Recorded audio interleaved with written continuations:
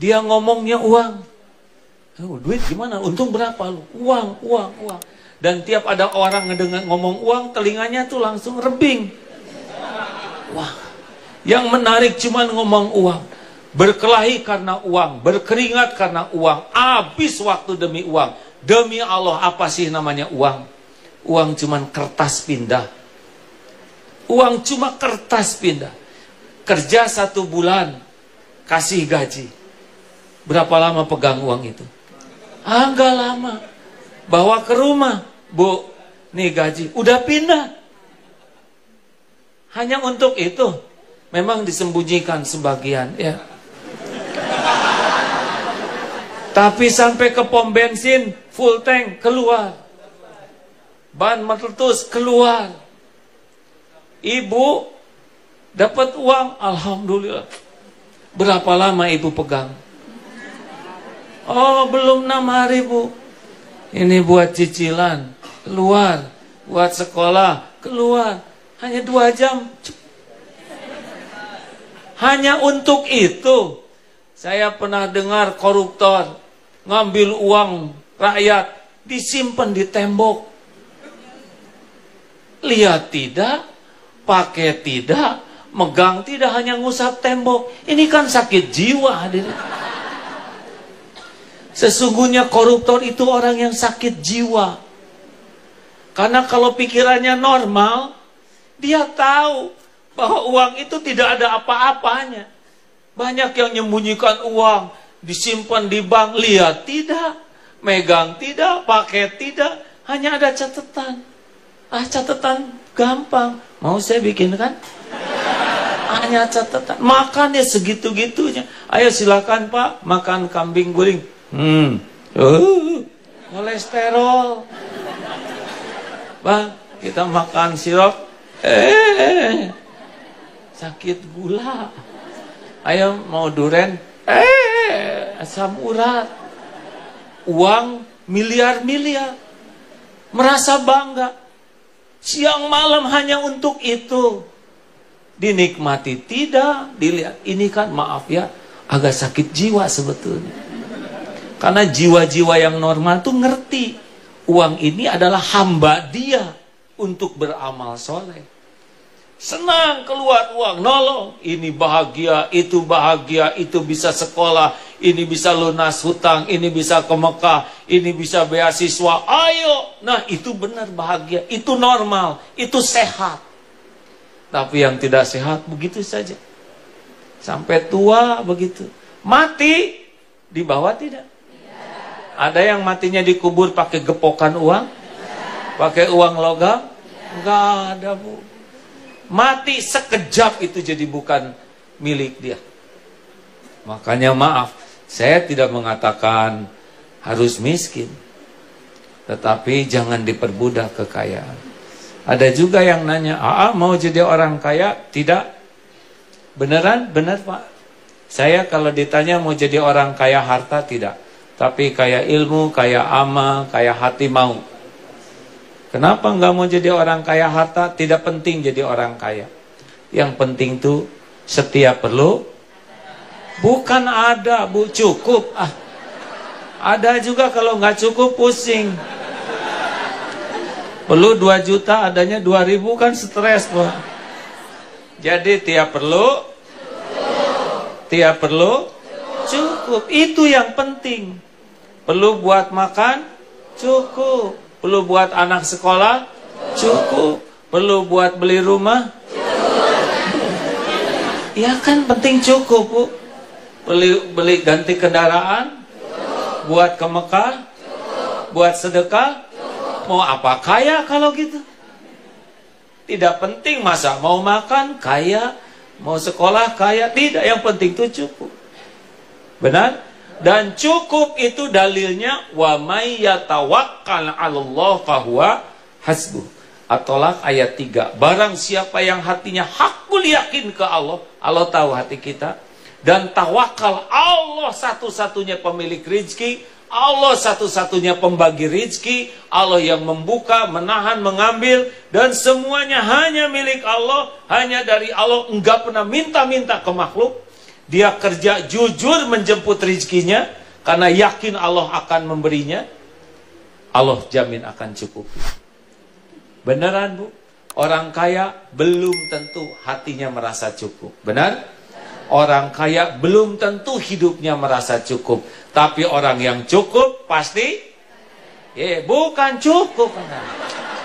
Kaya lagi, kayak dasar pengen. Teruskan.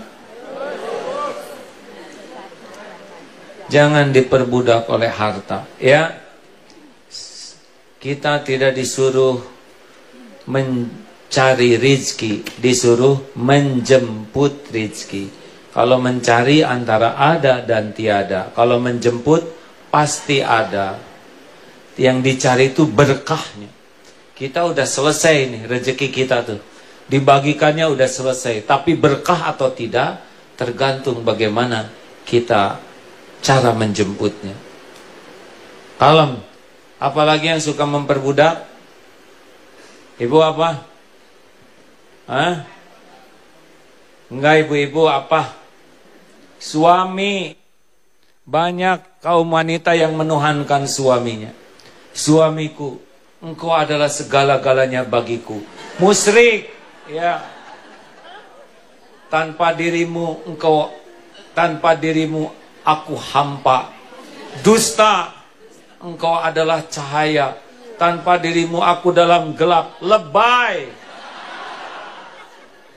Untukmu wahai suamiku segala-galanya. Musyrik. Suami cuman makhluk. Ada yang suaminya sudah meninggal? Maaf. Acungkan tangan, boleh? Udah pada meninggal? Maaf. Boleh sedikit acungkan tangan? Tidak keberatan? Masya Allah, ya.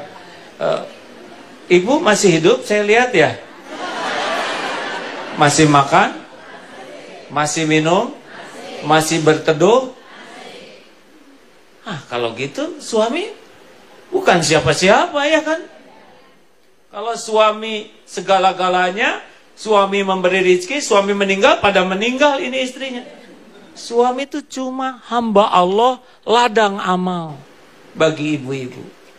Sebagian ladang rezeki dari Allah lewat suami. Suami nggak ada, Allah yang ngasih rezeki. Buktinya ibu-ibu malah tambah bahagia sekarang. Mungkin, ya.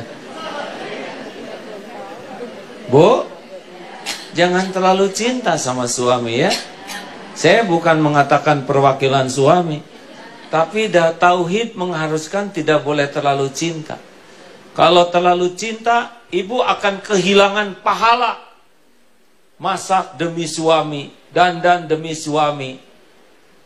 Karena saking takutnya hati suami tidak cinta, maka lakukan segalanya. Oh, hati suami itu dibulak-balik oleh Allah, bukan oleh dandanan ibu, bukan oleh masakan ibu. Masak seenak apapun, Bu, kalau suami enek aja, lihat. Bener hadirin. Mau dandan stakar kebek, ya. Nih, ciri-ciri yang kurang ikhlas dalam berumah tangga itu pasti banyak sakit hati. Karena kalau sudah tauhid bagus, tidak akan sakit hati, Bu. Orang ikhlas tuh nggak punya sakit hati ke orang. Beneran. Nih ciri orang yang kurang ikhlas. Masak demi suami. Tahu-tahu suami pergi begitu saja. Pah, makan dulu. Nggak ada waktu, Bu. Pasti sakit hati. Suami nggak ngehargain jerih payah istri. Lalu manggil anak-anak. Nak, tuh gitu bapak kamu. Cari dukungan. Bapak kamu mah nggak punya perasaan. Ini udah akhlak buruk, Pak. Nggak punya perasaan, nggak menghargai sama yang jadi istrinya. Ditanya sama anak, kenapa dong ibu nikah sama bapak? Habis gagal lagi, tahu. Ini lebih buruk lagi hadirin. Tapi bagi orang yang tauhidnya mantap, masak, udah niat, udah jadi amal. Kurang apa? Allah lihat enggak ibu masak? Kalau ikhlas jadi amal. Udah dibagus-bagusin piringnya, pakai dandanan masakannya, itu juga jadi amal. Enggak dimakan, memang bukan rezeki suami. Kalau rezekinya pasti ditelan itu. Suami pergi, dimakan aja oleh ibu, kenapa rewel? Jarang ibu masak didandanin gitu ya. Nah jelas. Bu, gimana suami nggak makan? Ya memang bukan rezekinya. Ini rezeki pahala sabar buat saya.